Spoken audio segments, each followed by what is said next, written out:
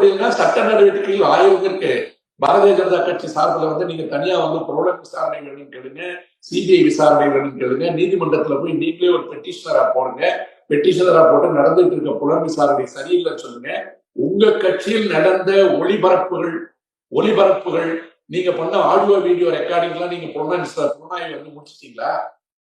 ஏற்கனவே வந்து ஒரு அரசியல் ரீதியாக ஒருத்தரை பழி வாங்க வேண்டும் என்பதற்காக நீங்க என்ன வீடியோ போட்டீங்க? எத்தனை வீடியோ வந்தது உங்க கட்சியில இருந்து? எத்தனை ஆடியோ வந்து ரெக்கார்ட் ஆகி வெளியில வந்து இதுவரைக்கும் செய்யப்பட்ட புலன் விசாரணைகள் என்ன? திருச்சி சூர்யா கொடுத்திருக்க எதுக்குமே வந்து இன்னும் விளக்கம் வரல. பொறுத்துக் கொள்ள முடியவில்லை என்று சொல்கின்ற ஆதங்கத்தை வந்து நான் ஒரு அரசியல் அறிக்கையை பார்க்கிறேன்.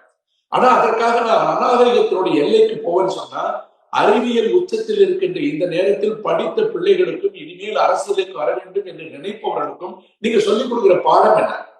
காலில் செருப்பு போட மாட்டேன், செருப்பு கட்டி கையில தூக்கிக்கிறீங்க.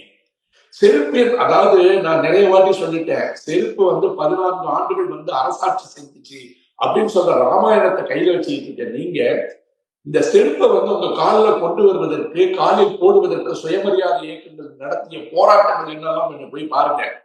செருப்பை போட்டுட்டு தெருவில் போகக்கூடாதுன்றதுக்காக எத்தனை பேர் அடிக்கப்பட்டார்கள், உதைக்கப்பட்டார்கள், எரிக்கப்பட்டார்கள் என்கின்ற வரலாறு இருக்கிற இடத்துல சனாதனம் என்ற போர்வையை போட்டிக் கொண்டு மக்களை பாகுபடுத்தி வைத்திருக்கின்ற ஒரு இடத்தில் இன்றைக்கு தமிழ்நாட்டில் தான் சுயமரியாதையோடு பகுத்தறிவாடு வாழ்ந்து கொண்டிருக்கிறோம் என்பதை உலகம் வியப்போட பார்த்துட்டு இருக்கு. ஒட்டுமொத்த இந்தியாவுக்கு வந்து புரிய மாட்டேங்குது.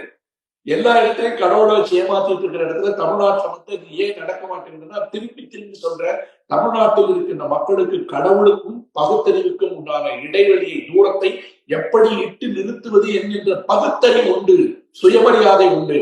அந்த இடத்துல இத மாதிரி நாங்க போய் நடந்துப்போம், சாட்டையார் அடிச்சுப்போம் என்று சொல்லுகின்ற கலை கூத்தாடி வேலைகளை தொடர்ந்து செய்து. நீங்க சொல்றீங்க அவரு சாட்டையார் அடிச்சுக்கிறது, செருப்பு போடாம இருக்கிறதெல்லாம் காட்டு மிராண்டித்தனம் அப்படின்னு நீங்க சொல்றீங்க. எனது அரசியல் தெளிவாக இருக்குது அப்படிங்கிறாரு. லண்டன் போயிட்டு வந்ததுக்கு அப்புறம் நல்ல அரசியல் புரிதல் இருக்கு, புரிதலோட தான் செய்யறேன் அப்படிங்கிறாரு. ஒருவேளை லண்டன்ல ஒரு படிச்ச இடத்துல யாராவது இந்த மாதிரி சாட்டையார் அடிச்சுக்கிட்டு சட்டை போடாம வந்து செருப்பை கைட்டு போட்டு நடந்தாங்களான்னு எனக்கு தெரியல. அதாவது வெள்ளக்காரன் கால்டுவெல்லை மெக்காலே கொண்டு வந்த கல்வி சீர்திருத்த திட்டங்கள் தான் வந்து இந்த நாட்டை கெடுத்துருச்சுன்னு சொல்லிட்டு, ஆனா அந்த ஹார்வர்ட் பல்கலைக்கழகத்துல போய் படிக்கிறது வந்து ஒரு மிகப்பெருமையா உலகம் பூரா பரப்பி விட்டுட்டு அங்கிருந்து திருப்பி வந்து நான் சாட்டையால அடிச்சுப்பேன்னு சொன்னா, இது எதுக்கு லண்டன்ல என்ன படிச்சாருன்னு எனக்கு தெரியல.